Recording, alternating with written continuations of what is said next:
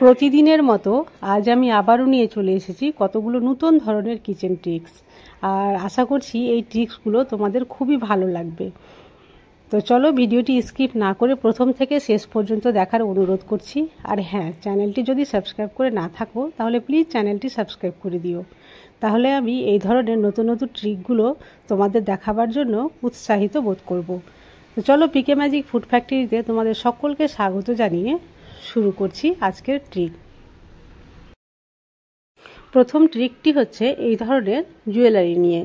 এগুলো অনেক ভারী আর এগুলো আমরা সব সময় পরি না, কোনো ওকেশানেই পরে থাকি, কিন্তু এতটাই ভারী আর এর যে কানে পরার যে অংশটা থাকে লম্বা ডাঁটাটা সেটা অনেক মোটা থাকে।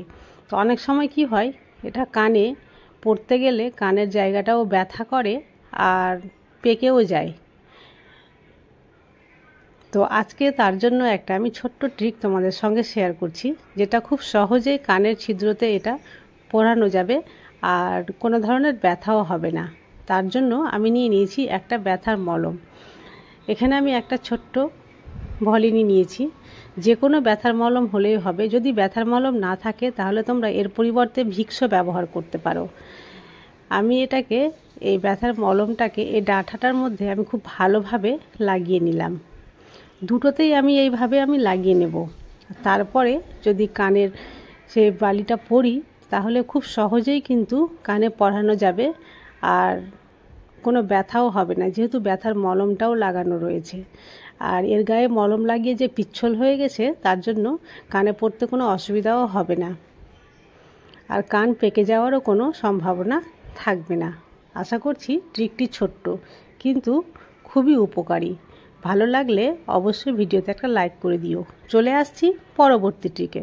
এই ধরনের কাঠের ফার্নিচারগুলো অনেক সময় কি হয়, এর যে গ্লেজ থাকে সেটা নষ্ট হয়ে যায়। তো এগুলো কি করলে এর গ্লেজটা ফিরে আসবে সেই ট্রিকটাই আমি তোমাদের সঙ্গে শেয়ার করছি। আর এই ভিডিওটা একটু রাত্রে শ্যুট করেছি, তাই মাঝে মাঝে লাইটটাও চলে যাচ্ছে। তো দেখো আমি এখানে নিয়ে নিয়েছি একটা টিস্যু পেপার আর নারকেল তেল। শুধুমাত্র নারকেল তেল দিয়েই এই কাঠের ফার্নিচারগুলো পরিষ্কার করে নিলে সেই আগের মতো আবার গ্লেজ ফিরে আসবে। টিস্যু পেপারে আমি 2-1 ফোঁটা নারকেল তেল দিয়ে নিয়েছি। আর দেখো তোমরা দেখেই বুঝতে পারবে একটু ঘষে নিলে কতটা চকচকে হয়ে যাচ্ছে। একটু ঘষে নিলে এর পুরানো গ্লেজটাও ফিরে আসলো। খুবই সহজ উপায়, খুবই ছোট্ট ট্রিক, কিন্তু খুবই কার্যকরী। চলে আসছি পরবর্তী ট্রিকে। এখানে দেখতে পাচ্ছ দরজার কবজা দেখাচ্ছি।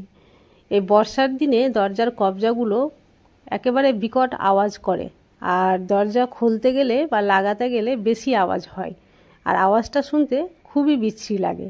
তার জন্য আজকে একটা ছোট্ট ট্রিক। এখানে নিয়ে নিয়েছি আমি একটা সাবান, যে কোনো সাবান হলেই হবে। আর এই কবজাতে সাবানটা আমি খুব ভালোভাবে ঘষে নিচ্ছি, এই দিক থেকে আর তার উল্টো দিক থেকে, 2 দিক থেকে কিন্তু কবজাতে আমি ঘষে নেব।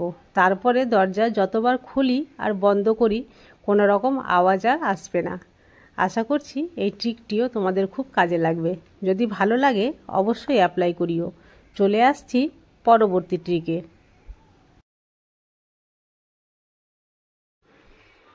আমরা যখন বাড়ির বাইরে কোথাও ঘুরতে যাই এই ধরনের সাবানগুলো কিন্তু নিয়ে যাই, আর সাবানের যে রাখার কেসটা থাকে সেটা কিন্তু নিয়ে যায় না।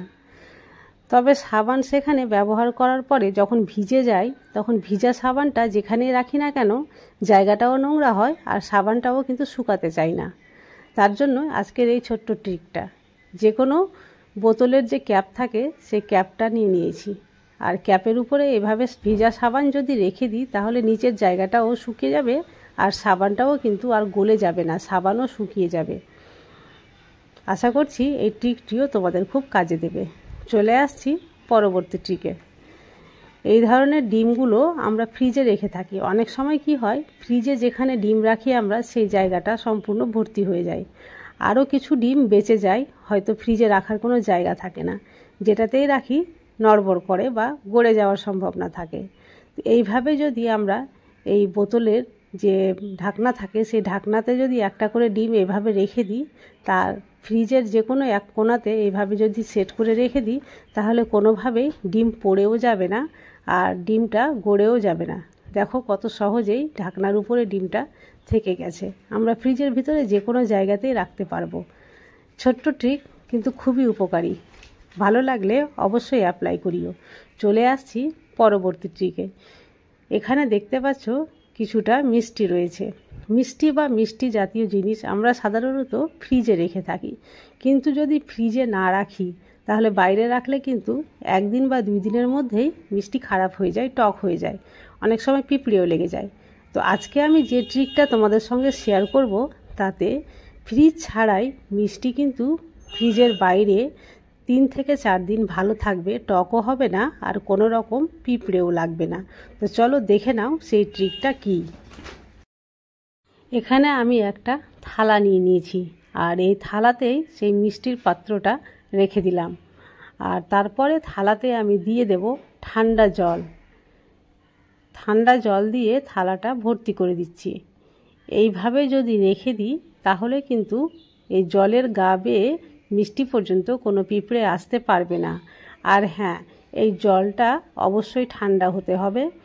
আর যদি জলটা কিছুক্ষণ পরে গরম হয়ে যায় বা গরমের দিন থাকে, তাহলে এই জল দিনে 2 থেকে 3 বার চেঞ্জ করে দিতে হবে। চেঞ্জ করে আবার ঠান্ডা জল দিয়ে দিতে হবে। আর যে পাত্রে আমি মিষ্টি রেখেছি সেই পাত্রটা যদি পাথরের হয় তাহলে আরও বেশি ভালো হয়।